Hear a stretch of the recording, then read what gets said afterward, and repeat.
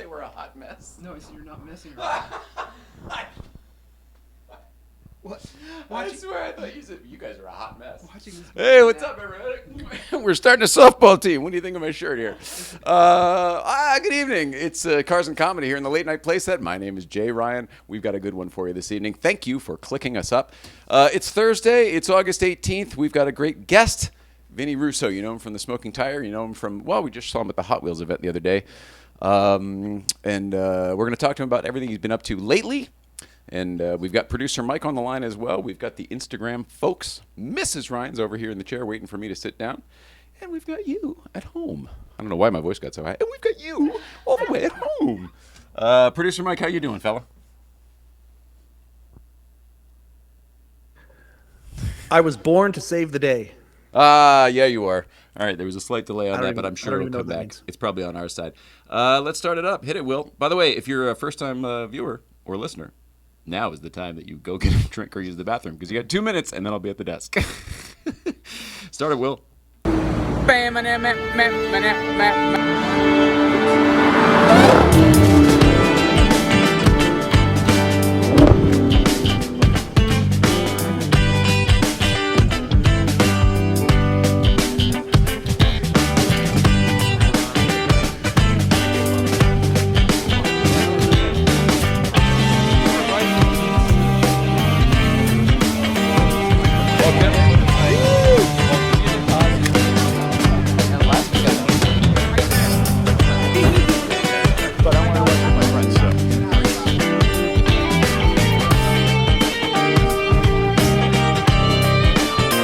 Kevin, you gonna buy a Beamer?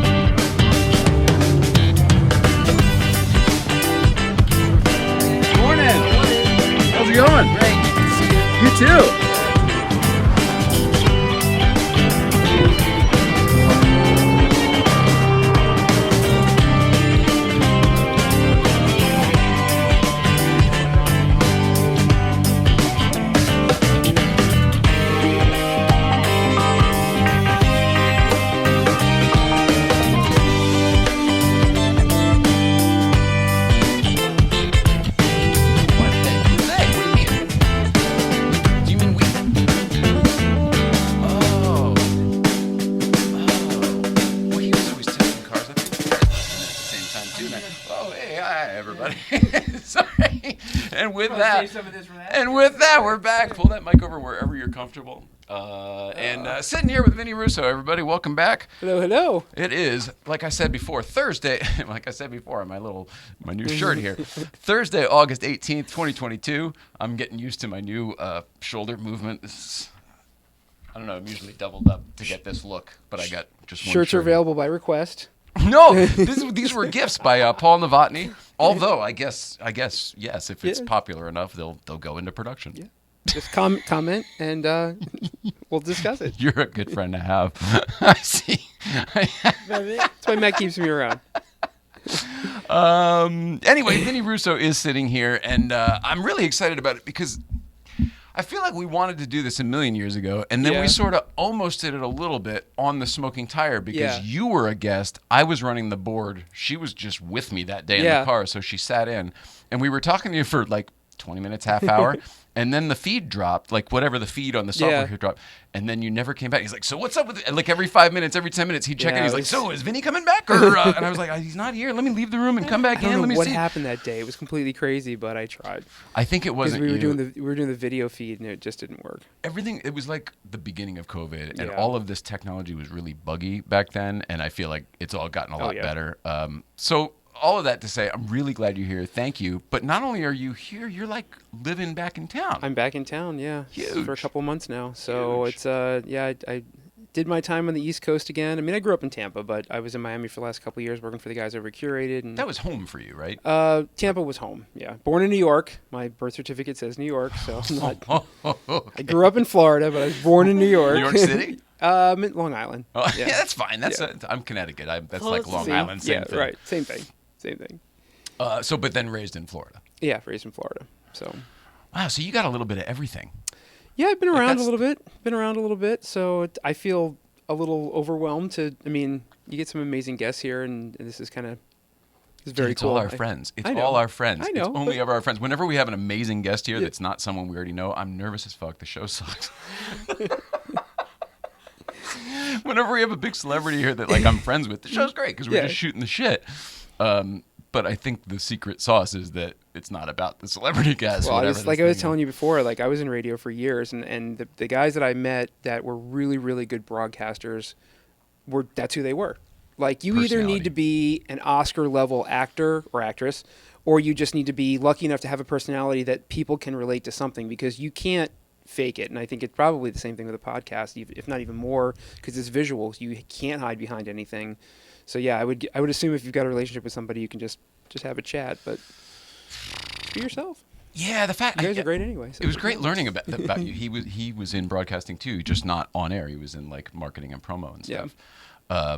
Although you said you did some shifts. What was it like? Everybody did a few emergencies. I ran the board for Casey Kasem and Rick Dees back when. What? Yeah, What? Those I guys ran were the board. legends. Well, I mean, okay, they were syndicated shows on the weekends in Still. Tampa, but like But the countdowns were the countdowns, legendary. yeah, and so like when they I do that. listened every weekend. Rick Dees in They the were morning. amazing, yeah. And so they used to come on. We'd get a CD every week, and we'd have to preview it. And we'd have drops, and this is back when there were actually carts that were. It was everything. This was on one a goes computer. out to Rachel, Oh, who's yeah. having a rough Yeah. time. But it was like, dude, it was 6 to 10 on a Saturday or Sunday morning, and like I lived 45 minutes from the station, and I was an intern.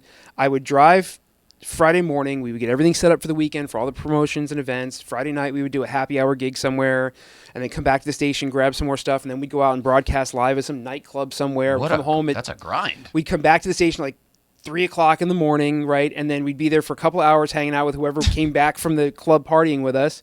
And then 6 a.m., we'd be on with either Rick Dees or Casey Kasem. We have to, start the show, be there till 10, clean up, get rested, and then you're out at some car dealership with free hot dogs and everything like that, giving out Balloons for T-shirts. the kids.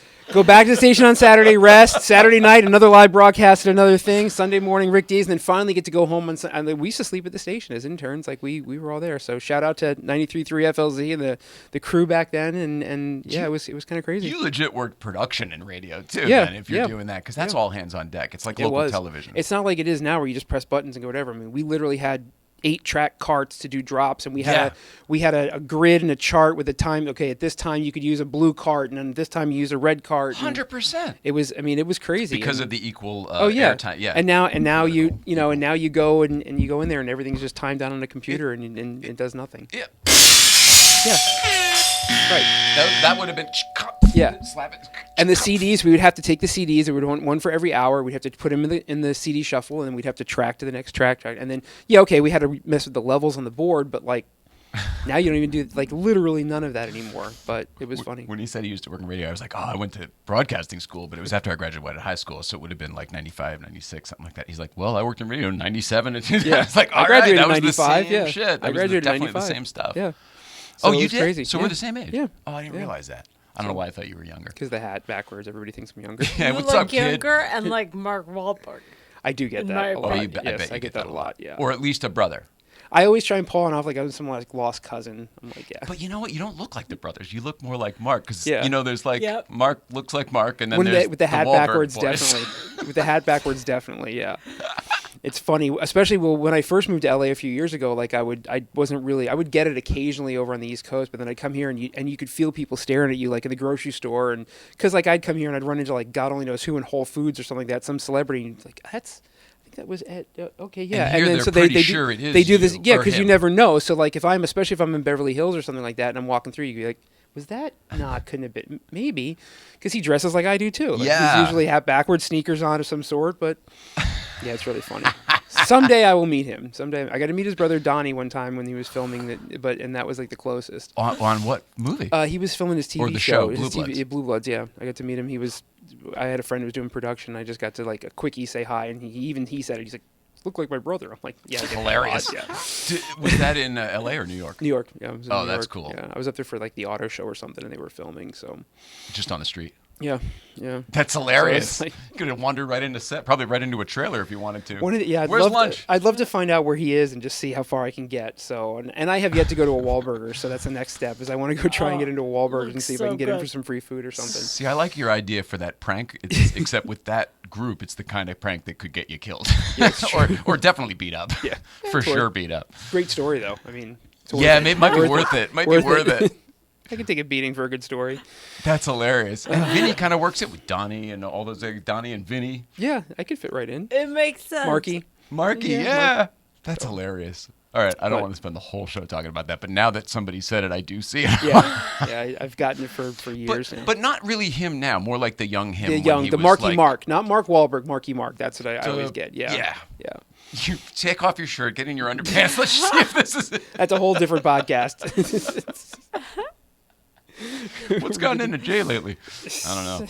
All right, so you're back, but you're not back for no reason. You came back for like a lot of reasons. Yeah, a lot of reasons. So we had a good time in Miami. Everything was good there, and then I had an opportunity to come here. My buddy Vic works for ID agency.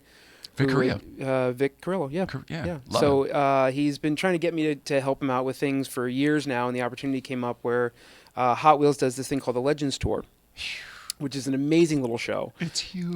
It's a worldwide cultural phenomenon. Yeah. You're like, there's this little show called the Hot Wheels Legends Tour. So what the Legends Tour basically is, if anybody doesn't know, Hot Wheels does a series of events. Some of them are virtual, depending on the cities, and because of COVID, they've had to do a little bit of them virtual. But the idea here in the U.S. is that Walmart is the #1 Hot Wheels retailer.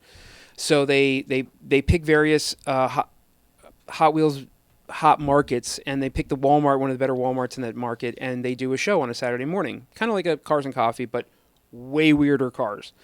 And Walmart. They encourage the weird cars. Well, yeah. So the idea Customs. is that they have a couple hundred cars out there, and people will register, and then they have to get approved to be there. And then if they're approved to be there, they put them on display. We bring in local judges, and we bring in 2 designers from the Hot Wheels staff. It could be the senior guys, could be whoever, but it's somebody on the design team.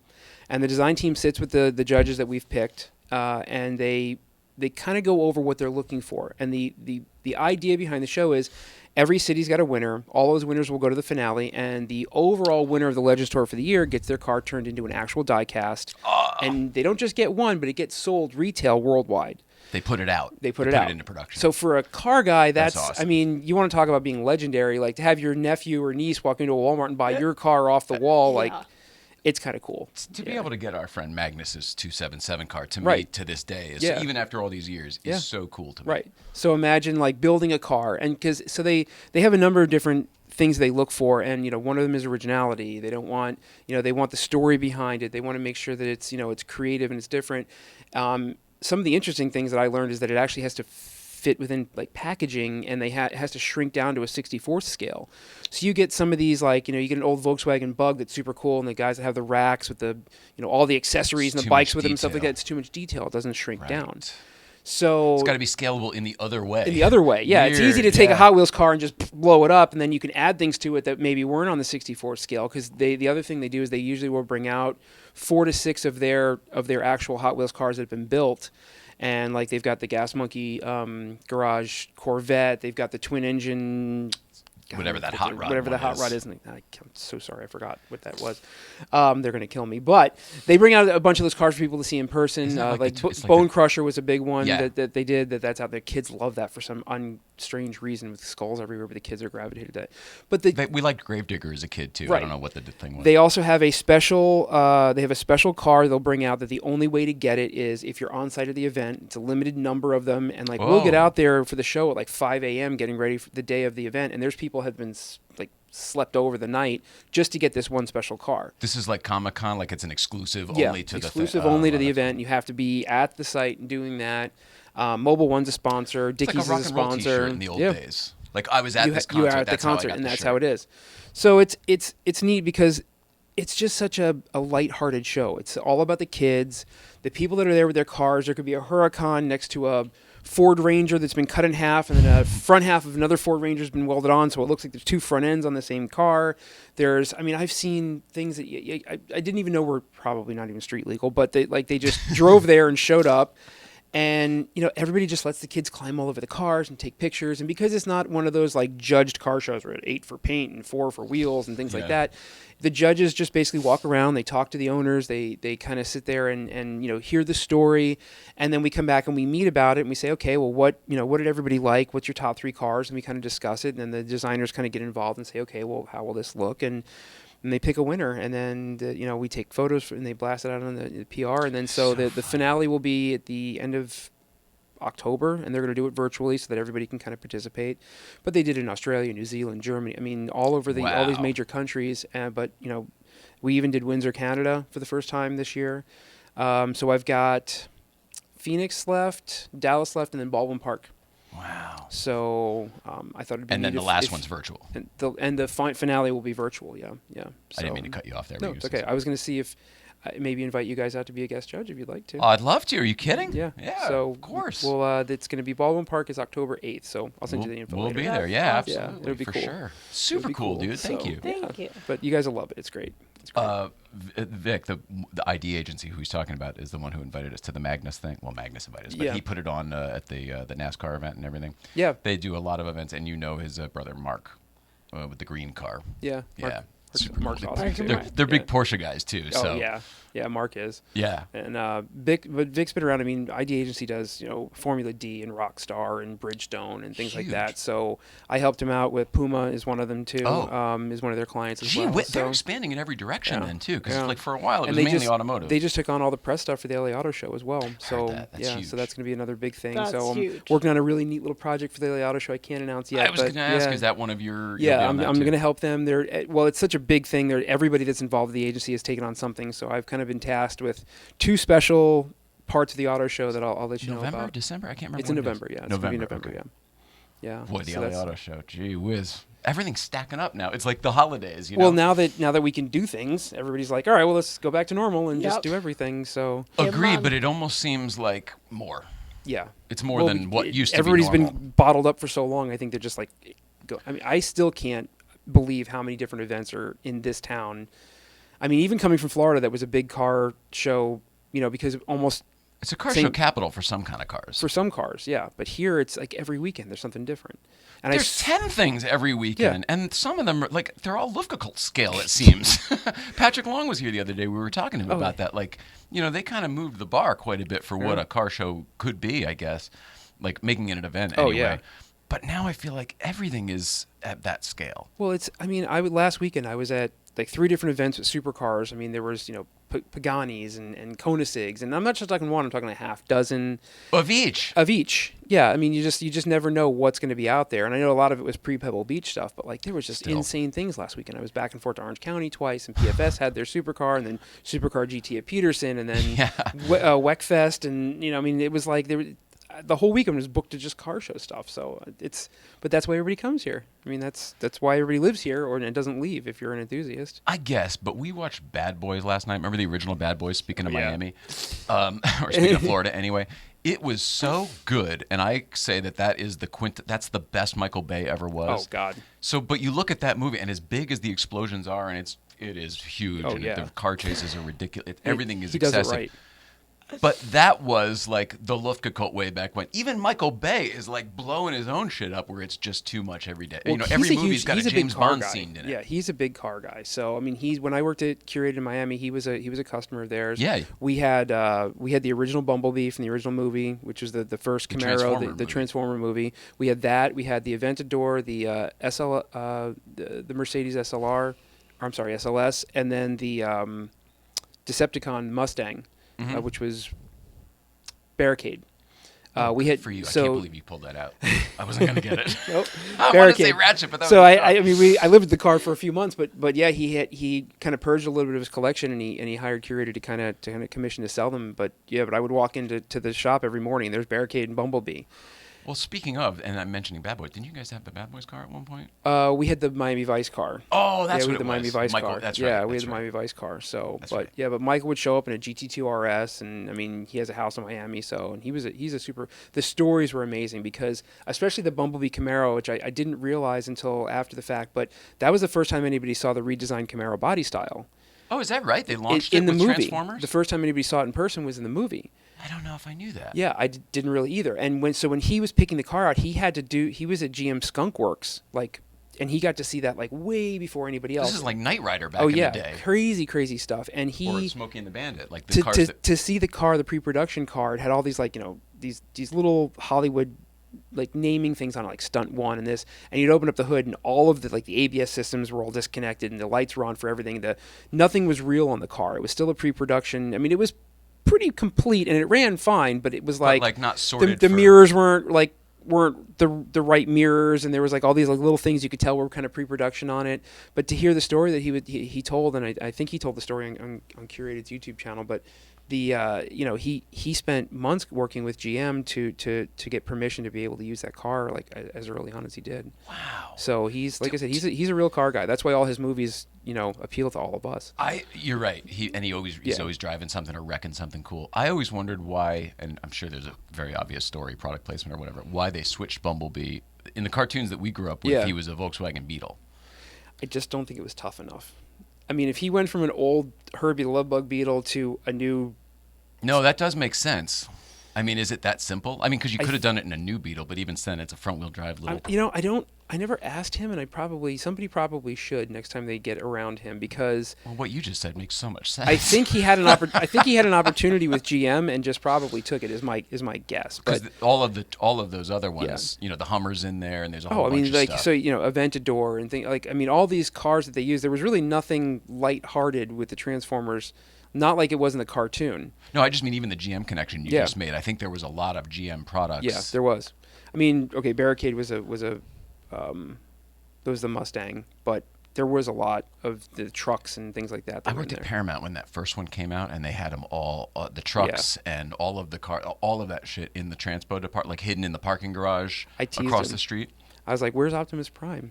He's like, "It won't fit in the building." I was like, "Okay." It wouldn't fit. It's a fucking real truck. It's a real truck. It was cool. They had all these things, and we could play with them and climb all around them. And they were, like you said, just real automobiles with prop stuff that was not real put on them. Well, I mean, the Barricade, all Barricade's lights worked. I mean, there was a lot of tubes and hoses and things that were hanging off of it to make it look aggressive that weren't real and effective. But they spent big money to have Barricade look like that, and they did a nice job on it. So. That's so cool. Did one guy buy all these cars? No, I feel that's what you want to keep them in a collection. To have the set, you would think no, but they kind of got scattered around a little bit. But the guys that bought them were enthusiasts. They were super excited. I mean, they were just. The original Bumblebee. I mean, that's pretty cool because Bumblebee's like the heart and soul of the thing. He always was. Even in the cartoons, he was. But I think I like him better as a Camaro, to be honest. Really? Didn't they put out another one? Maybe Michael Bay didn't, but didn't they put out another one where it went back to being a Beetle? I never saw that one, but I heard that they might have. Well, I might be wrong. Maybe I don't remember. Might be thinking of Herbie the Love Bug with Lindsay Lohan. I don't know. Which is the one movie that they should remake again. Did that speak to you as a kid? Because that was my childhood. For sure. I've got a picture somewhere of me. We were at an event somewhere and there was a Herbie. And it's like you get to be around all these amazing cars all the time, and it's like after a while. I mean, I've been lucky enough to be around everything you could ever imagine. Drive and be around. And so you get to, we're at an event and there's all these $1 million supercars, and then there's Herbie. I'm like, look at that, this is so cool. Get your, and I will not get a picture near a supercar. I mean, I've got to be around everything that I've got, and I love them to death. But you see something weird like that, and I'm the same way. I got to get a picture with Herbie. That was the only show I saw. Same thing. Yeah. I saw Herbie at a car show with Jay Leno that time at the thing, and it was the only time I've ever said, "Dude, can I please drive your car on the show?" Because I want to drive your Herbie. It was such a good Herbie. It wasn't even just a Herbie. It was such a good Herbie. I know, right? Yeah, all the things we could drive on this show. Really? I have seriously. I have a whole hangar full of stuff. You want the Volkswagen, right? And it was amazing. It was so cool because we drove it on the roads where they filmed the movie out there. You know, out But that's an experience. I mean, It you was. can't take that away. I mean, as a car guy, I don't care if you are into high-end supercars or you're into muscle cars or whatever. I mean, Herbie's Herbie. Like that's just cool. Herbie and Dukes of Hazzard are for sure the reason totally. there are numbers on the side of our car. Absolutely. I mean, like Absolutely. not even a little bit. And the fact that we drive on all those roads all the time. That's the crazy part. Growing up in Florida, I mean, if we wanted an elevation change, we had to use an off ramp on the highway.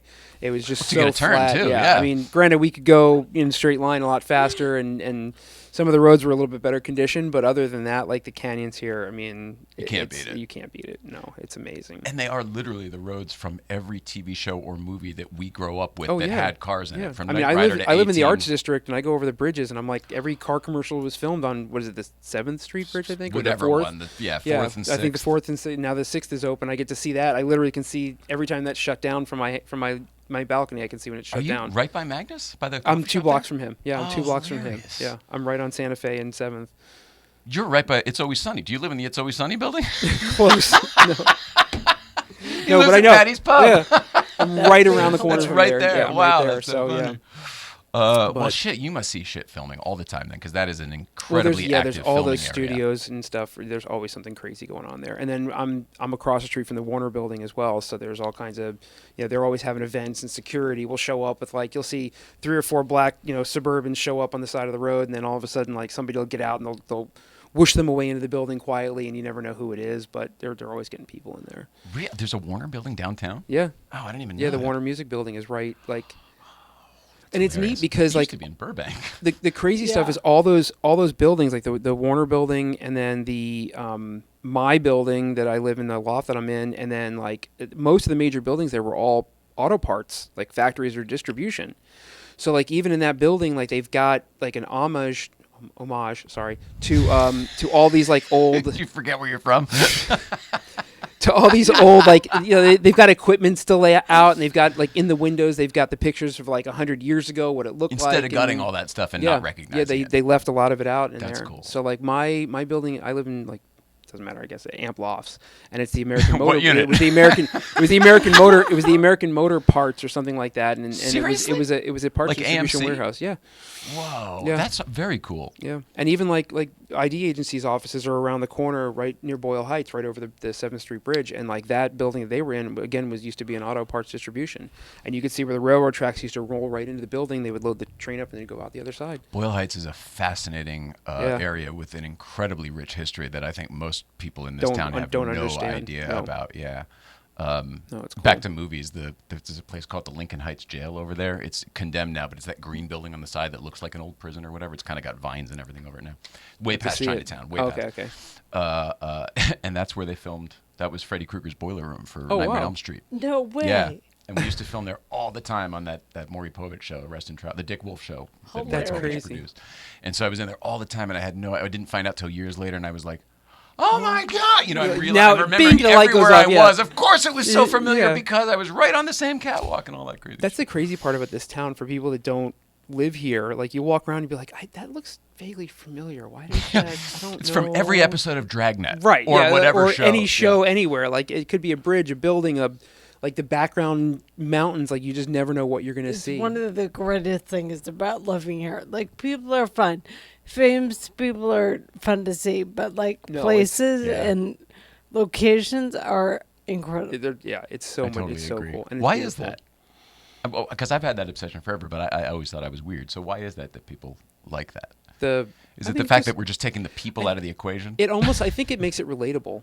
Like all of a sudden now it makes the show that you were watching become real because you get to Yeah, that's see true. it and it's tangible. Whereas before it was literally just this Hollywood magic. And then all of a sudden now it brings a little bit of reality to where you're at. But it's never like you thought it was. Like the No, Beverly it's Hills not. houses are all Yeah. out in Altadena, way out 50 So- miles from Beverly Hills. The funniest thing is my girlfriend was in real estate for like 14 years here in LA. So like she would, we would be somewhere, we'd be watching a TV show and she'd be like, that house isn't in that neighborhood. It's over here. And it just isn't there. And like she knew where all the stuff was and she'd constantly call out everything and she'd be like she knew where all were. Aren't you the same way? I mean, now that I know them, but like I didn't, watching this, I just assume everything's in LA. Like I don't realize that, Glendale and this, that, and everything else and Hollywood Hills. And we watch Gone in 60 Seconds and they go from Long Beach to downtown to the like to Santa Monica, all these different places in one chase, and it's like a star. It's every different direction. My first tour living through here was like, that was the biggest thing. I'm like, I'm watching these movies and I'm like, so they went from Long Beach to downtown, no problem. I'm like, what are they playing? They never Grand sit Theft traffic? I'm like, are you kidding me? Like the traffic, like you can't get speed exactly. Good luck. Yeah, 55 miles an hour. You wish.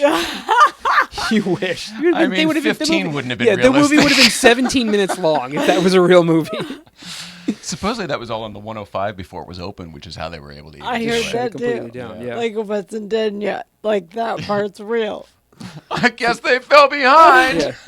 The only chance you're ever going to get to film like that in LA is it's shutting down an entire freeway. When they're building a new one. So.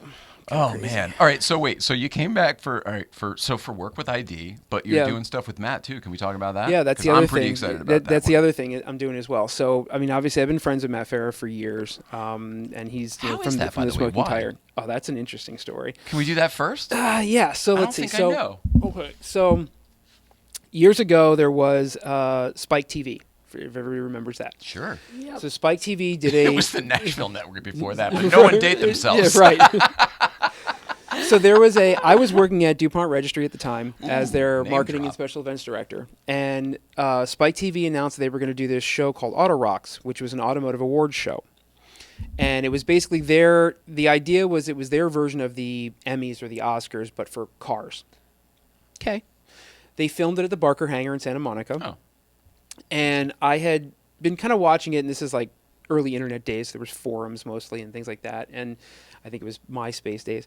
And to go way back, yeah. I changed my profile picture because I'm sad. Yeah, Tom told me all about it. Changed my song. So I was kind of reading through something, and somebody had posted an email, and it was one of the producers, that they were looking for something car. So I emailed this producer randomly, and I said, hey, listen, here's what I do. I work at DuPont Registry. If you need anything from us, I can help you. I have dealers that have cars, and we know collectors, and we have a decent collection here in Florida. It's like, if there's anything we can do to help, let us know. We're always about it. And I'm, as a car guy, I was just I love just being involved with things. Yeah. Hence my whole career. Casting a line out here. From that point forward, my whole career was kind of like being involved at the right time. And he emailed me back and he said, we're having a hard time getting cars from the OEM manufacturers. Like they just, for whatever reason, didn't want to deal with Spike TV. I don't know if they didn't think it was real. I was like, well, I know all of the press fleet managers because we were getting press cars through the magazine. So I helped him reach out, and I got him probably a half a dozen cars, if not more, for the show that they were filming. And funny story is they wanted an F1, a McLaren F1, and the only one that we really, any of us knew about at the time was Leno's. Oh. So I couldn't just call Leno. So I wrote him a letter, and I put a copy of the DuPont Registry in with it. But I sent it to him via FedEx to his real name. And most people don't realize that Jay Leno's not his real name. So I found his house address, FedExed it overnight so it looked important, to his real name so it looked important, and he opened it. And he actually called me because I wrote him this letter saying, hey, here's what I do, here's what we're looking for, whatever. I know this is a long shot, but whatever. And so he calls me, but I missed the call. So years ago, I had the voicemail forever, but it's like, hey, Vinny, it's Jay. I got your letter, and that was really interesting.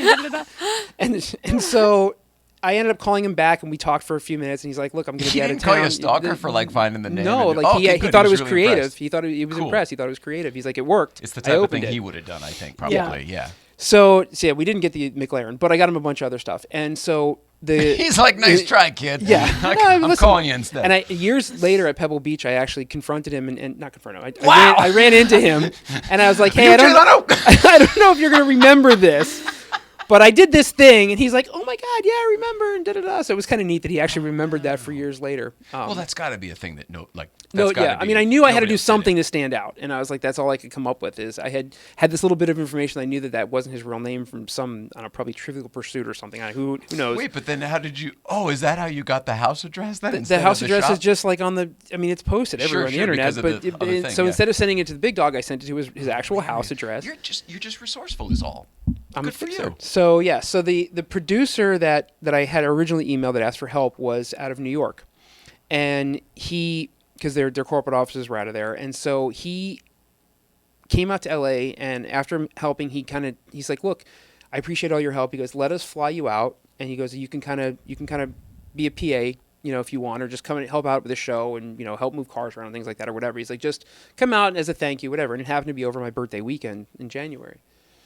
So I fly out there, whatever. Well, Rob Ferretti from Super Speeders, Matt Farah, who is now, at the time was Garage 419, JF Musil. Sure. From now Tangent Vector. Right. So all of these guys were all part of this little crew in New York. They were all friends. I was not part of that crew yet, but I was the one outsider. But the producer knew all these guys and brought them all over to help in California, and that's how I got to meet Matt. And so I spent the whole weekend filming with them and driving and things like that. So the producer guy hands me a key to a Viper. He's like, we're not actually using it in the show, so you can have it for the weekend. So first thing on my birthday morning, I got up right before dawn because it was one of my first times in LA like that I wasn't working at in an event, and I had keys to a brand new Viper. So I got up in the morning and I drove the PCH for an hour north, and then I turned around and drove it an hour back, and then that's how I got to start my birthday morning. And then I spent the rest of the time at Barker Hangar filming with. It was kind of crazy. So, and if you ever pull up the show, I actually got to drive a car in the show because the stunt drivers couldn't drive the Carrera GT. They kept stalling it. Because that weird clutch. Because the weird clutch. So there was a Pagani Zonda Monza, there was an Enzo, there was an SLR, and then me. And there was Carmen Electra and Joe Rogan were the hosts. And they are on stage walking. Now, we're in front of a live studio audience. I remember that show. They were doing a Top Gear thing without it being Top Gear. Yeah, it wasn't quite Top Gear. It was just like awards or like, best convertible, best this, best that, or whatever. So they had the scene. I remember the hangar and the audience in the hangar, though. So it was a live audience, one shot. They weren't going to, like, you have one shot, and you're the only one that's driven this car and hasn't installed it yet. So you're driving into the show. And I was the last car. So no pressure at that point, and here's Joe Rogan and Carmen Electra coming down, and of course, look everybody, it's Mark Wahlberg. Yeah, the Enzo goes, of course, automatic transmission, no problem. The SLR goes automatic transmission, no problem. Here comes the Monza, and the guy driving the Monza was it was his car, so he knew that car, and here comes me, and I'm like, I was nervous, but I pulled it off, didn't stall, got it down, and everything. It was great, it was fantastic. But you had us worried for a second. It seemed like the story might have gone. No, I pulled it off, but that's the long version of how I got to meet Matt, and we just kind of hit it off from working friends on from that project together. And but you obviously left an impression with him, like you did Jay Leno. Well, we kept in touch, and then from DuPont, I left and did Spiker. And the car company. Oh, so that was a cool car. I worked for them. I was one of the 3 people in North America that actually worked for them full time. So I was kind of after sales for them. We had Karsten that ran all of North America, and then we had a product specialist, Rona. And so when Matt was doing Garage 419, I was doing interviews with him back and forth, and I got him to drive the Spiker and things like that. And we literally just hit it off and just been friends ever since. Dude, how long ago was that? Oh, my God. 10 years.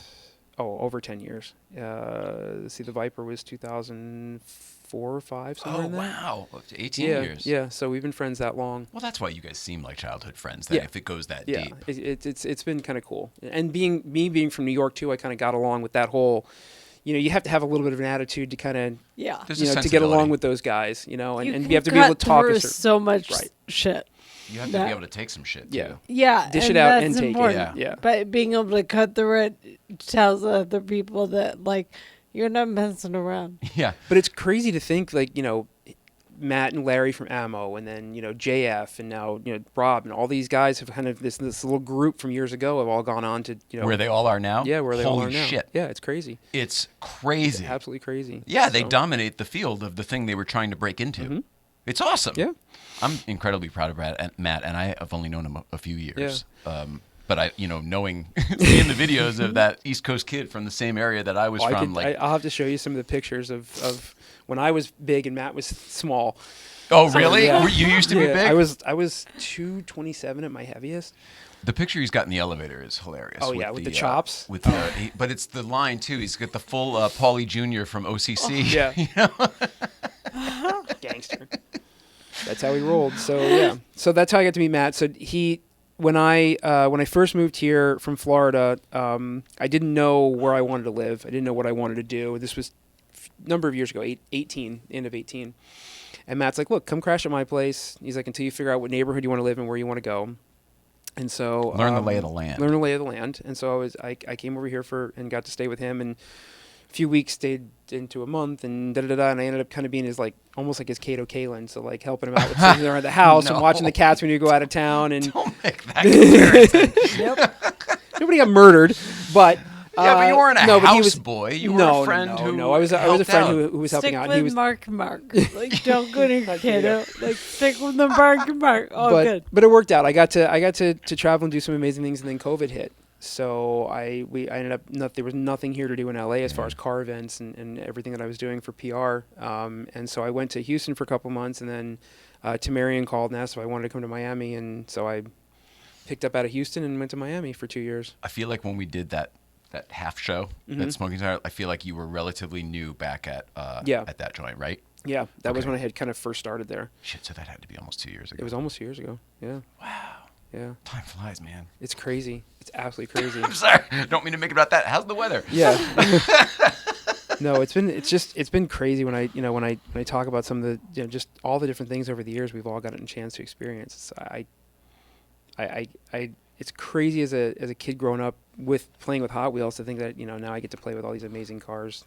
And to be down there in that building where the real ones live, where they were designed and engineered. So to get back to your point, so Matt has his Westside Collector Car Storage, his concierge storage facility, which is amazing. Because I got to see the initial thought process of him creating this thing in his head, and then finding the land, and then working with the architects, all the things he wanted. I mean, I literally was lucky enough to be able to watch him build his dream, and sit there and talk to people about ideas and what he wanted to do. And he's like, he had a very, very specific goal of what he wanted, and he was very, very driven about how he wanted to pull it off. And then to see it completed and full, and with people just happy and loving it, it's amazing. So when he decided he wanted to do a second location, he goes, listen, it can't be at both places, and he eventually wants to get to, if he's lucky, he wants to get to 4 or 5 places. Yeah. So he brought me in to kind of help him with putting together some systems that we know we can take the experience from the first one and make sure the same experience is the second one. Because if he's going to franchise out, we're going to have owners with cars in different places. Yeah, it's not a template so much, but you're figuring out the logistics. Well, yeah, I mean, so I told one of the guys that worked there, I said, listen, you go to McDonald's and they where they keep the broom at the McDonald's may be different at every location, but your burger is the same no matter what you get. Mm-hmm. So that's the same idea, with franchising, is you want to make sure that customer experience is the same, whether it's in Hawthorne, or Gardenia where the new location is, or the original location, and then same thing with anything else he expands. I'm just out. excited you guys are going to be serving hamburgers now. That's wonderful Yeah, news. You hear that? Breaking news. In case you didn't know. In case you didn't know. Ketchup and mustard on the side. But yeah, so it's a really good cool. point. It's been cool.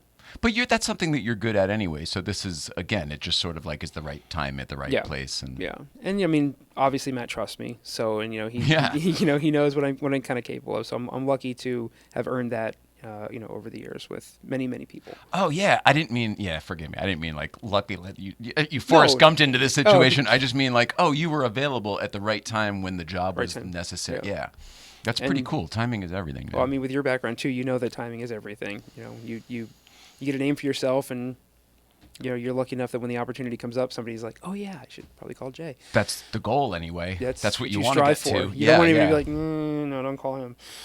You don't want that. No. Yeah. No, I mean, it's weird though. That's an adult perspective. As a kid, you can't see any of that stuff. When I was young, it was so short-sighted that you think one little screw up, whatever, you're like, oh yeah, well that's gone. Nobody will ever remember that. And I'm like, guess what? Everybody remembers that. Yeah. You're the only one who pretends it didn't happen. Well, I remember I was at the Daytona Raceway. I was working for Super Chips, doing their PR. Actually, I was working for Schieffer, James Schieffer Media. If you want to go, small world. Deep, yeah. So he had Super Chips on as a client. I was out of Florida, and they were based out of Florida at the time. So I was kind of overseeing that account for Schieffer Media at the time. And we went out to the Daytona Raceway, and Vic Edelbrock was in the suite with us. And this is before he had passed. And so I spent. I fucking hope so. Jesus Christ! It wasn't a wake there at the I'm track. just saying that timing was way, way earlier. Anyway, so he. I spent the whole time talking to him. Like, I didn't care about the race. It was a NASCAR race, and I'm like, whatever. I was feeding Talking off of to him. Vic? Yeah, I spent the whole time sponging the info. Just anything, any stories he wanted to share, I was all about it. That guy's a And- legend for anybody. Yeah, Any car guy knows, right? Edelbrock. I mean, Okay. it's every every carburetor intake manifold anybody ever wished they had on their muscle car was Anybody it. who was ever tuning on Yeah. something, they were tuning their Edelbrock. And he was telling us stories about how how he was so upset about how business was going nowadays with all these lawyers and contracts and everything else. And he's like, he was telling me, he's like, dude, back in the day in the 60s, he goes, it was handshakes. He goes, nobody signed anything. It was if you burned somebody, everybody found out about it, and nobody did business with you, and That's it. You were done. Yeah. And that's it. And I think part of that I is, missed that, by the way. I do too, but Yep. it's still alive more than you think, because like when I deal with guys like my friend like Mike Musto and Matt and even like Larry from Emo, and I can see it because my group being from that New York area, and you as well, there's a different mindset up there, I think, because then growing up in Florida, I was lucky enough that most of my family friends also moved from New York around the same time. So I kind of grew up with another network of New Yorkers. So I was lucky enough had to a still bubble around you in to Florida. still have that, how important your word is and how important integrity is, and it's something that really can't be taught. But I didn't realize I was learning it at the time. But yeah, it was something that, like you said, it's an adult perspective that you don't see until later on. But I remember after talking to Vic going, I kind of, without realizing it, had been doing that I was surrounding myself around people that I know that would tell me no if they couldn't do something. But they're like, I'll work on it. But so many times nowadays, there's a lot of people that'll say, they'll yes you to death, and you'll never hear from them again. Oh, Yeah, yeah, all that's the time. huge. It's hard. Yeah. But Oh, so, like, sure. And then crickets. Ghost. Right. Yeah. So to surround yourself around people, especially in this industry, that they have enough integrity to be able to say, look, no right now, let me check into it, I'll get back to you if so, but no, I can't do that right now, but I'll let you know if I can. Instead, they just say yes, and you never hear from them again. But Yep. I feel like the guys up in New York understand that, because I know that if I called, Matt especially, if I called JF, if I called any of these guys and said something, and I know if they say yes, I can trust that it's going to happen. Mm-hmm. Otherwise, they'll let me know if not. It's not something that... And that was part of the reason that I got invited on Spike TV, was because everything I told them that I was going to pull off happened. It's like social credit. It is. It's like a social credit score, which I It guess is. everyone's saying they don't want, but it's It is. unwritten, though. Yeah, it is. And there needs to be more of that out there, because people are just, with Instagram and all the social media, they think they can hide behind it, but it's actually worse, because it's so much easier to be able to blast out and say, this shop didn't finish my car when they said they charged me too much, or this happened, that happened, or Just whatever. nothing's real anymore because there's no context for anything. It's just everything is a soundbite or a blurb or a Yeah. headline, and Yeah. you can write that however the hell you want. It doesn't mean that's what the story is. Right. Yeah, it's a hard time. I thought Twitter was going to save the world by making everybody choose their words more carefully and Nope. truncate it down. It's sort of the opposite. It's sort of the opposite. It fragmented the whole thing so bad that now there isn't even a full thought. No, there's not. Yeah. That's And the scary everyone part. says what they want. And they don't include links to articles that they're referencing. It's Right. like, what do you Yeah, do your own No, research. because I wrote it. It's real. No, it's not the quake. Yeah, it's weird. So, It's but that's so why we have fascinating. this, because we can be real and we can have full sentences. But how and do people complete tell? thoughts. How do people tell the difference? You know what I mean? Like, how can people? I agree with everything you're saying, and that's why I think that authenticity will always trump everything else. Like, I don't care if you're a fucking asshole. If you're being just a fucking asshole all the time, and everyone knows how Own you it. are, Yeah. you're actually going to have a lot of people who love you and support you, Well, it just goes- because you're real. It goes back, like we said, for broadcasting. I mean, how many big time radio personalities or broadcasters or anybody are complete assholes? Well, but probably a lot of them, I That, guess. but that's who. But even on their, I mean, whether you like them Oh, or but not, it's their guys persona. like Rush Limbaugh or whoever else you want to. I mean, these guys have this personality, and from what You're right. I've heard from them, or from people that have been around them, that's generally, you will find that if that person is that way on TV or radio, whatever it is, whatever the medium is, they're probably that way in person as well. And it's been my experience, everybody that I've ever met like that, that's at that level, again, is either an Oscar level actor and playing that role, or that's just who they are. Even then, it's not sustainable. The Oscar level actor thinks somebody not. like a Rush Limbaugh on the air for 30 years or whatever he was. Like, I can't believe we're talking about him. But yes, I agree with everything you're saying. The only thing though is, it seems like, if anything, it would go the other way. Some people are nicer on air than they are off. Yeah. Perhaps the Oscar-winning performance is like, oh, look how likable and affable I am, and then off screen it's like, you. But how long suck. does that last? That's the part I temporary. think is not It's sustainable. temporary. Yeah. I Because found that winning with Wendy Williams. She was so authentic at first, and it's like, you can't be mean to people that you're calling tomorrow to be on the show. Like, No. you just can't do it. So she retooled everything about herself and calmed down. Like we all have to Until do. whatever happened lately. And then It's true. Now Sherry Shepard has the show. Probably. But it's a good point. Way back when it was shift. a good lesson of when things are starting, like pay attention to what you're talking about. Yeah. Yeah. You have to. But so hopefully, maybe we'll educate a few people. And I hope today. so. I hope so. Or we'll just fucking make the divide even bigger, which I'm always trying to not do. No, but it's better if we know who's on which side. What you said before about people giving you yeses and then just know, that is an epidemic right now, in my Yeah. opinion. But where does it come from? Does it come from somebody just not wanting to be uncomfortable with Yeah. you in the It's- moment? it's- So we're it's just be- going to it's because you've we're going to lost- pretend we're good, and then later I'm going to be You've like, lost oh. all your social skills of not understanding that you can disappoint somebody by saying no momentarily, but long term you'll understand that it actually means more to be able to tell them exactly the truth. If what you said is right, then it's a bigger conversation. It's a matter of honesty. Yeah. It's a matter of It's are you integrity and yes. honesty, and there isn't much out there. That sucks. That bums me out as a civilization, Yeah. because it's not very civil if that's the case. But that's why, you have to be lucky enough, and you have to be able to surround yourself around, The good people. the good people, and let the other ones just fall by the wayside. Dude, you're very wise for your age. Have you Our always, age? Have you always Our been- age? Have you always had that, or is that something that came with age? I think it's just something that, over the years you look back and reflect, and you start to kind of, they say, if I knew then what I know now. When you're young, you really think that that's just a bunch of bullshit. You're like, No, you know okay, everything when whatever. you're young. I know for a fact because I did. Yeah. Oh yeah. Yeah. I knew it too. And now Everything. And now I've forgotten it all. Well, no, once but I learned that I didn't know anything was the day I learned that I now know more than I ever did. It's true. If that was clumsy, Need a but does that flowchart. make? Yeah, but yeah, Did I know it check exact- out? Yeah, it does check out. No, it is. It's crazy because I honestly think like the only way to know that is to just you can't rush that. It's something that just happens, and it may be you may be in your early 20s, you may be in your teens, it may take you until you're in your mid 30s, but at some point that switch is going to flip, and you're like, now I get it. I get it. Now I get it. So Yeah. yeah. I mean, God a lot damn of it. times it has to do with, I don't know if it's mortality or whatever. Like I said, the integrity for me was always a big thing. I mean, that was something that my father always kind of taught me, and my mother always taught me, that it was just a matter of, look, it's, you do what you say, and you just, if you say you're going to do it, just do it. It's that simple. If you can't do it, don't be afraid to say you can't do it. That's 4 rules. One is be impeccable with your word. Yeah. Yeah, that's a huge one. So It goes back to the same thing we were saying. But though. I've been lucky enough in this industry that's my people. That's how people know me. They know me for that. If I tell them I'm going to do something, come hell or high water, I'll do it. And in radio, it was, and honestly, I think there were 2 guys in radio. There was Mike Olivero, who was my promotions director at 98 Rock, which worked with Bubba the Love Sponge, and there was another guy was Joe.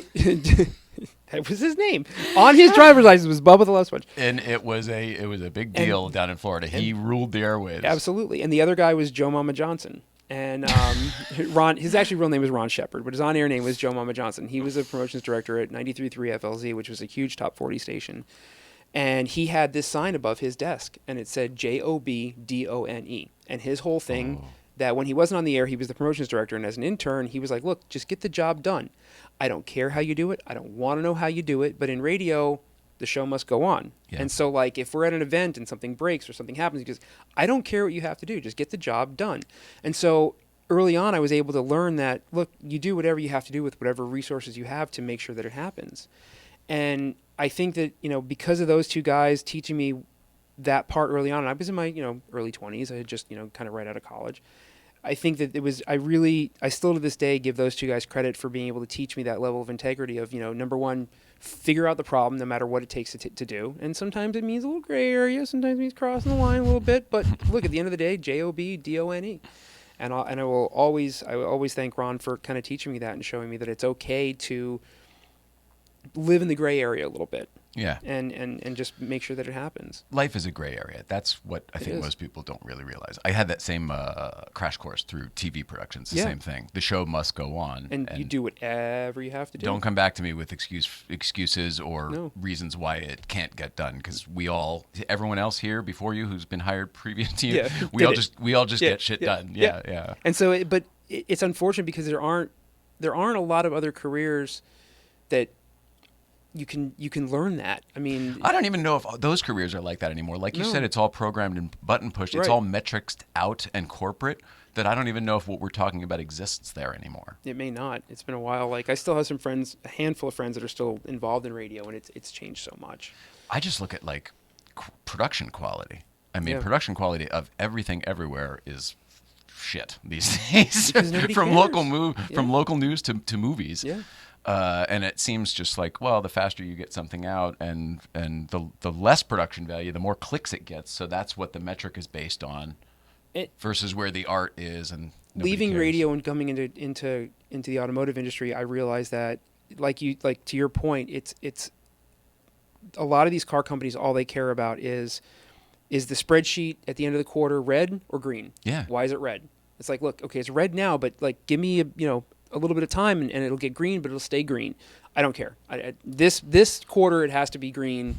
Do whatever you have to do. And it's like, yeah, but like that's all business. You're stepping over $1 to save a dime or whatever. That's my complaint with everything, because you're right, super huge in cars right now. But same thing, it happened a couple years ago with the entertainment industry, and it's just like, but where is the art? Will the pendulum swing back? I mean, I hope so. Once every car is just a cardboard box of the same thing. Basically, yeah.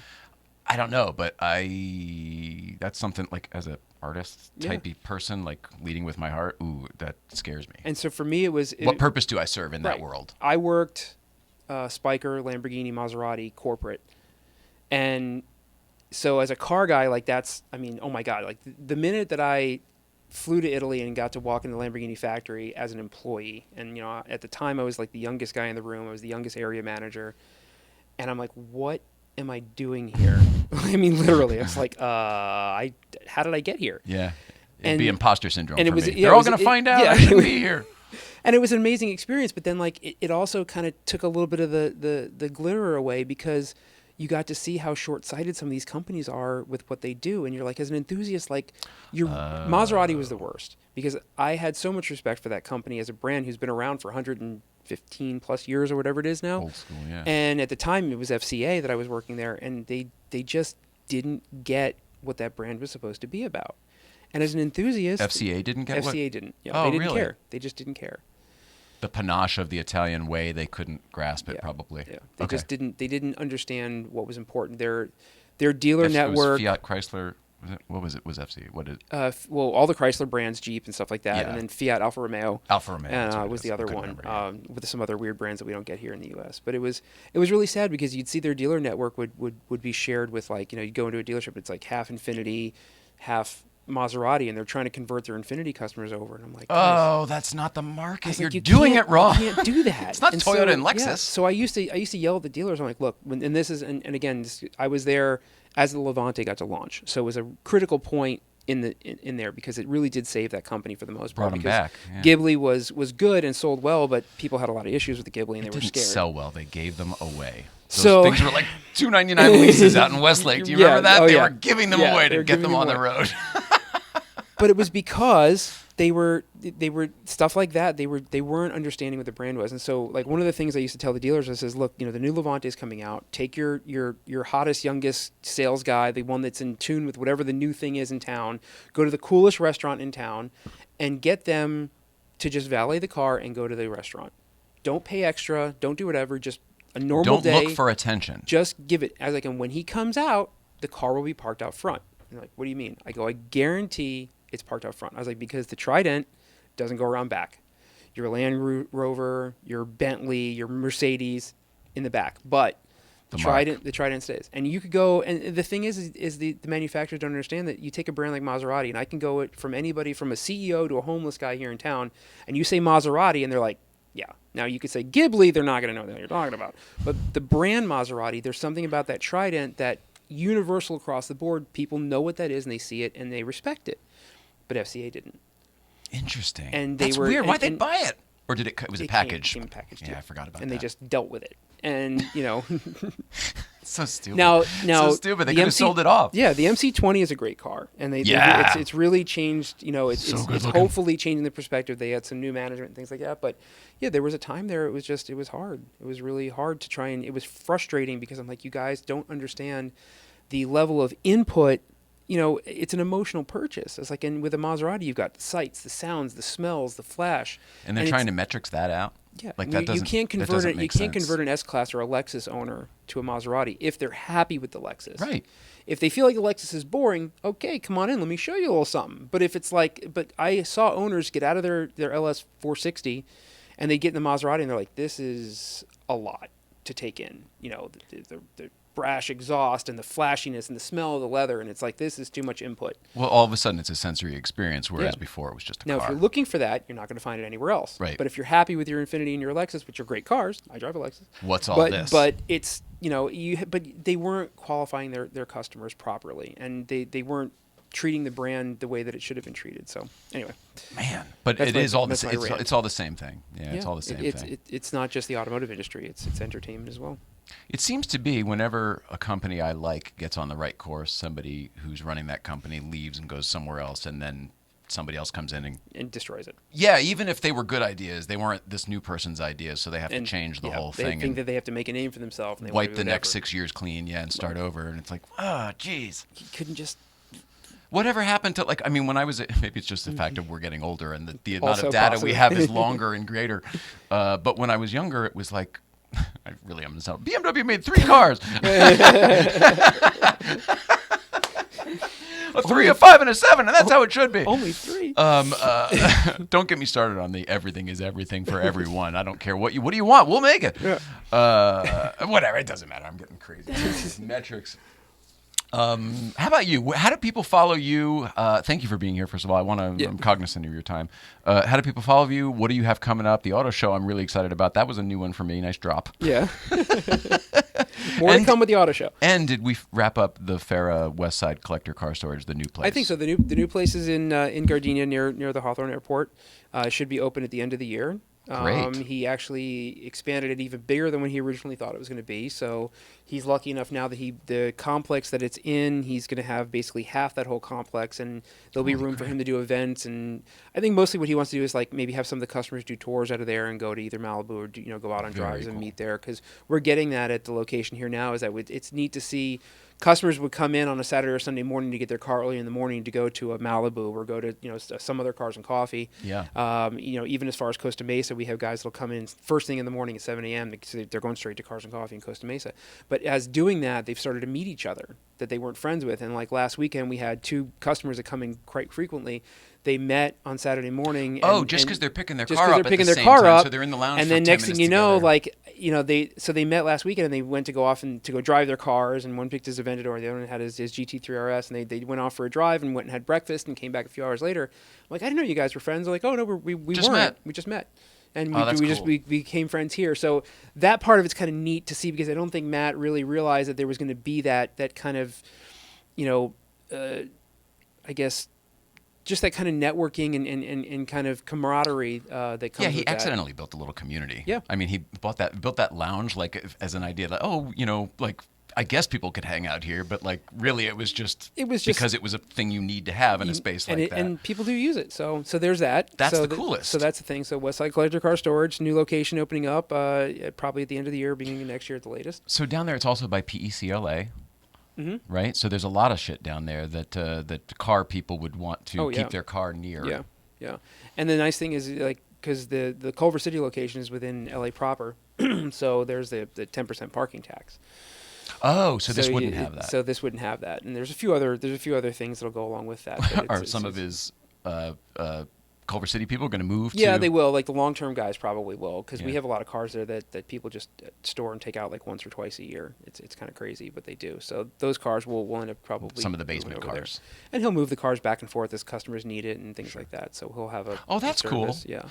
Oh, that's interesting. Yeah. So He's if gonna you get a truck and a belong, trailer. if you belong to Westside Collector Car Storage, can you really? Mm-hmm. Yeah. That's Yeah. amazing, and I So don't know if people realize that. it's going to be a membership regardless. So as long as we have locations and space, if your car happens to be there and you need it over here, or it's there and you want it there, if you give us notice. And he's been really good about accommodating all kinds of different. The idea with Westside is that the customers that don't have time to really drive their cars the way that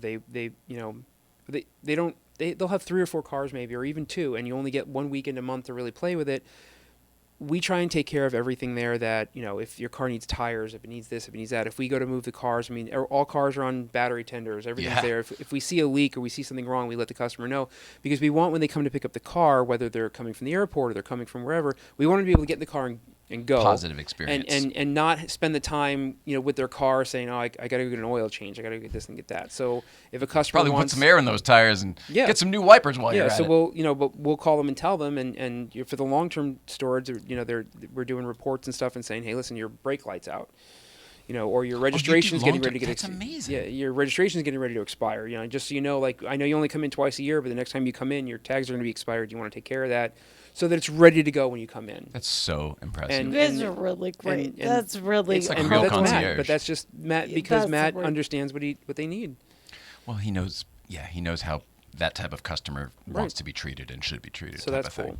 And then Good for you guys, man. This is so exciting. Great I mean, for it seemed you like, guys. just another location, which is its own thing. Yeah. But the fact that it's actually branching out of the exact same entity is very cool. That's the idea. So that's what I'm trying to help him with the systems to make sure that both locations have the same experience, both along the way. So it's kind of neat, Right on, dude. kind of cool. And then Hot Wheels. So Legends Tour will be for here, Baldwin Park, October 8th. We'll be there. And if anybody's got any crazy cars, you can go on the Legends Tour website and register. And as long as there's nothing offensive on your car, chances are Oh, you'll is that probably with be. That's like the one big thing. So I'm the one who goes through all of the Who registrations. decides offensive? That's me. You, okay. Yeah. So I've been well schooled by Mattel of exactly what that means. Oh, yeah. And so there, and even with the same thing, so we we go through and we pick the judges and the cars. It has to kind of fit within. And they're pretty cool about it. But you literally would have to have some sort of a swear word or a naked girl on the side of your car or something. We've only had, I think, out of the 2,500 or so entries we've had since we started the Legend Tour this year, I think there's been 2 or 3 that I've kind of. Oh, that's not And bad. and then it wasn't even That's a matter nothing. of me emailing, just denying them. It was like I sent them a message saying, so listen, did you want to peel that sticker off your car? Because you're not coming if you don't. Oh yeah, sorry man, I forgot it was on there and thought it was funny. And Yeah. we had there was a guy that submitted. There's always a reason, isn't there? The guy submitted his car, had stickers, with like an acronym of like something that was really not Mattel friendly, and I was like, "You gonna peel those stickers off?" What did it say, Yeah. Hasbro? It was, and I actually saw this on a car here. My girlfriend and I saw this on a car, but it was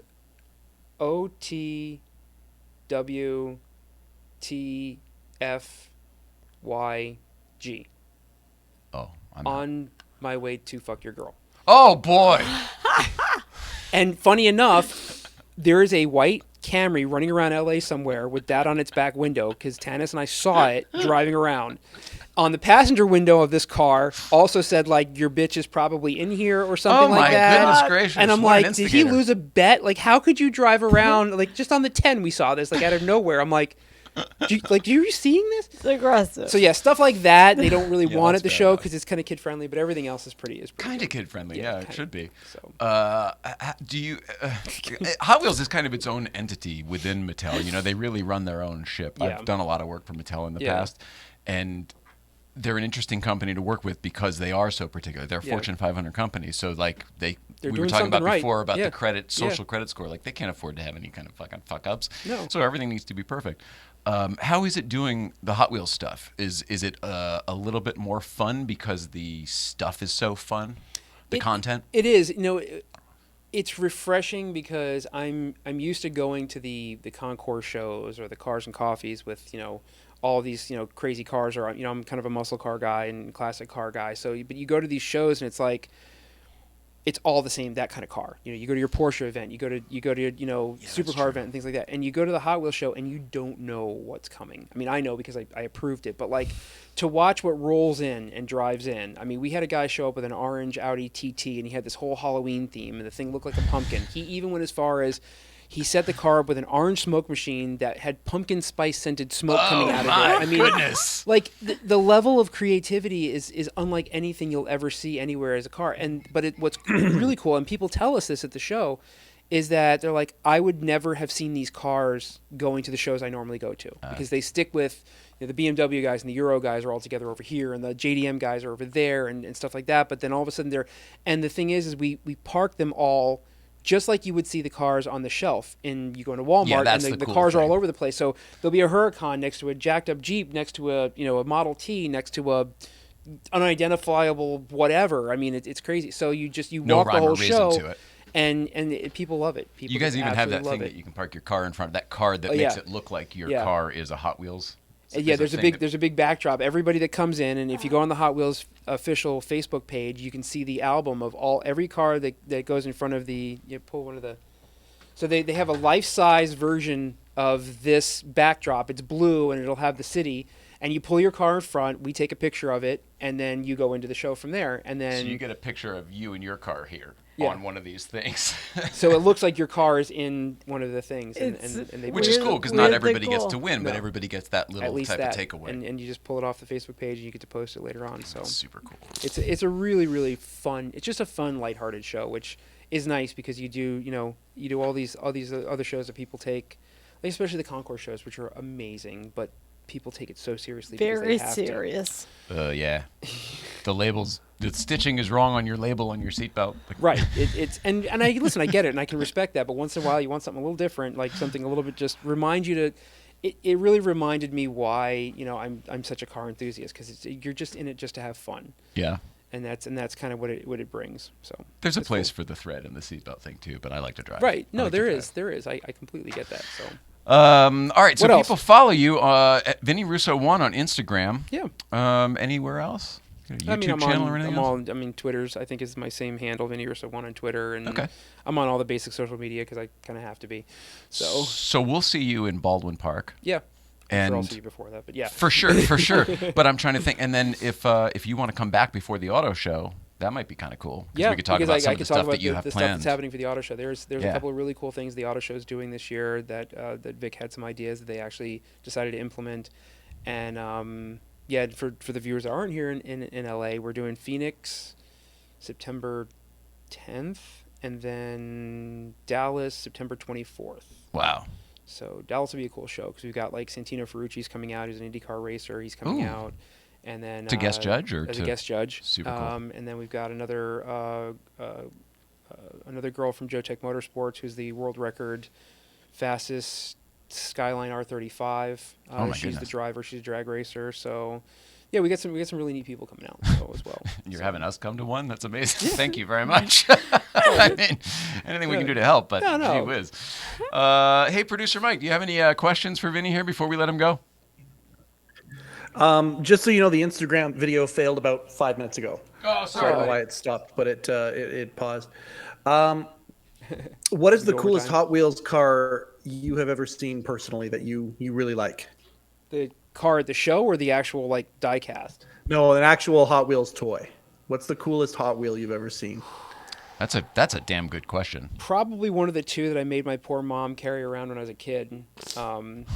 There was a 31 Bugatti Type 57. Oh, that's the round one, right? The rounder one, and it was black with the red insert. Yep. And that was one of my favorite Hot Wheels. And there was another one that was a B-body Mopar that was black, and it had this V-shaped yellow and like white kind of stripe thing on the hood. And I vividly remember it. But I remember one year at Pebble Beach, I got to see the real Bugatti in the same color scheme as my Hot Wheels. And that was like literally like one of my car dreams come true. Like, here's this It's a bucket list type yeah, of... my poor mom had to carry Hot Wheels around like forever when I was a kid, and here I walk into Pebble Beach one year, and this was years ago, but here's the car, one of them, probably either the Bugatti or that B-body. Those are my two favorites as a kid. What do you think that real Bugatti was worth? The one at Pebble.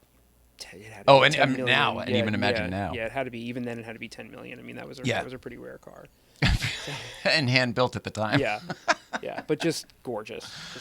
Oh, And man. I don't know why as a kid I wanted a 31 Bugatti, but even then I knew it was But it neat. wasn't it was because of the toy, wasn't it? It wasn't the toy. because of the history of the car or anything No, else. It had I the just neat thought shape. I just thought the toy was neat. And if I recall that one, the suspension bounced Yeah, really it well bounced- on that one. yeah. So it's I was speaking I the didn't same know language. I didn't know years later I'd be able to be around cars like that, but it's kind of cool. It's kinda Oh cool. man, good for you. You're living the dream. Living the dream. Trying to. Good for you. Yeah. I What mean, else? oh yeah. Anything else? It's all right if not.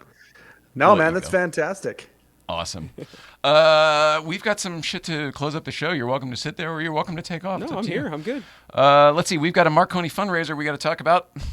9/3, we are going to be at the Marconi Auto Museum, and it's shaping up to be quite the night. The tickets are, it's a fundraiser, so the tickets are not cheap, and that's by design. Have your company sponsor a table. The Marconi knows what they're doing. This is our first one. We've never done one of these before. As I think we told you the other day, this started with we were going to throw them a comedy show because that's what they wanted. And as things have progressed, it's turned into they're throwing us a fundraiser, which is great. It's amazing, and we're grateful for it. But 9/3, that's what's going on. Reggie Watts will be there. Adam Ferrara will be there. Greg Grunberg will be there. Greg Grunberg, Star Wars, Star Trek, Heroes, all that stuff. And Jan Karam. There's more people. It's really going to be a lot of fun. There will be a lot of surprises and special guests, a lot of stuff that's not on the flyer. And if it's not clear, it's actually going to be a version of this show live with stand-up comedy. It's not just a bunch of guys at a microphone standing there. Hey, we're doing it, which would be fine. That would Which be is fine pretty- too. yeah, But would be fine. there was a little bit of it's like, well, why would just watching 6 people stand? I was like, no. There's going to be so much more. If I have my way, there'll be a confetti cannon. And we'll all appreciate your showmanship. We really are, though. We're bringing the desk and chairs and everything. It's going to be fun. So that's at the Marconi Auto Museum. Check them out at the marconiautomuseum.com or Marconi Museum on Instagram. And GBBC merch. Yep. David's back from their summer vacation, so I got to tell you about the GBBC stuff. Help yourself. Get yourself a sticker pack Those or are a cool. pin or a hat or a T-shirt or another T-shirt. Or I have a feeling soon to be a shirt like this. I have a feeling at some point because they all kind of look good together. Yeah. Collect the whole set. Because Vinny was here and you collect the whole set. Dude, you're the best. You can't buy just one, folks. You're going to need them all. No, of course not. That like trading cards, right? You Right, need them you all. gotta have the whole set.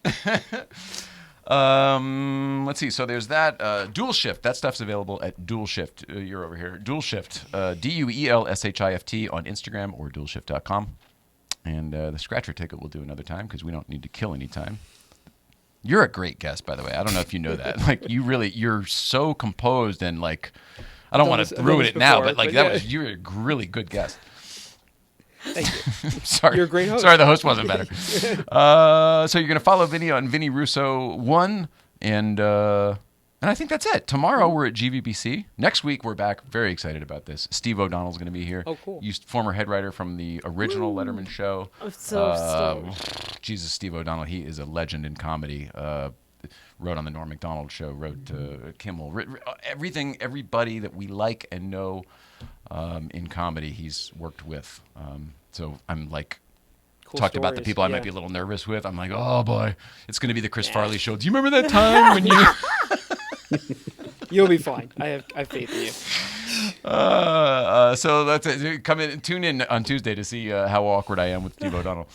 But his stories are going to be incredible. The stuff he's been involved with is great. So that's what's going on. Have a great weekend, everybody. Thank you for having me. I love you. We love you, Vinny Russo. And I love you guys too.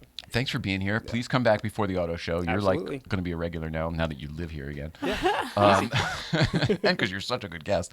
We love everybody at home. Producer Mike, are we good? We got a Letterman podcast coming up tomorrow. Who's your guest? Tomorrow's guest is Steve Weiner, who was one of the OG writers for Late Night. He was one of the guys that kicked it off, and many of the things that became institutions were written by this guy. So, where's your pencil? When David Letterman would take a pencil and he would either throw it behind him or throw it in front of him, and there would be that. Steve Weiner's the guy who did that. Incidentally, speaking of Letterman trivia, did you guys know Bad Boys was written by 2 Letterman writers? Oh, wow. No. Did not know that. Who? Yeah. I mean, we just watched it last night. Who? Yeah, Jim Mulholland and Mike Berry, who also wrote for Carson. Oh, The Boys. And then they wrote for Letterman. They were faxers right up to the very, very end. They were known as The Boys because they were the one Gabe Abelson always calls The Boys. They wrote Bad Boys? Yeah, there you go. Wow, good for you. Nice freaking tidbit there. Yeah, that's kinda some info I did not have previously. By the way, this was an incredible show. I can't wait till you come back, Vinny. Like, the conversation was just riveting. Fantastic. Isn't he good? Loved it. I know. I don't want to give you a big head or like the next one sucks because it was everybody. I appreciate that. Thank you. That's it. We love everybody. Have a great night. Have a great weekend, and we'll see you next week.